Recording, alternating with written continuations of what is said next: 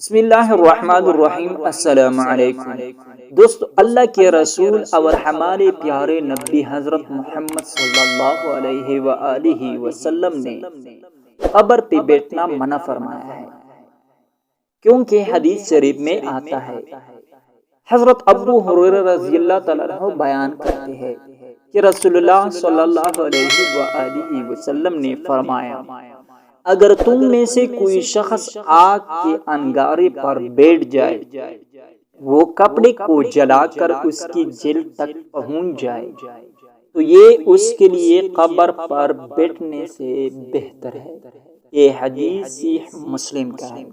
اللہ رب العزت سے دعا ہے کہ اللہ رب العزت ہمیں اس پر عمل کرنے کی توفیق نصیب فرمائے، آمین ثم آمین۔ دوستو، مزید اسلامک ویڈیوز دیکھنے کے لیے اقبال اسلامک چینل کو سبسکرائب کیجیے اور اس ویڈیو کو صدقہ جاریہ سمجھ کر آگے اپنے دوستوں کے ساتھ لازمی شیئر کیجیے۔ جزاک اللہ خیر۔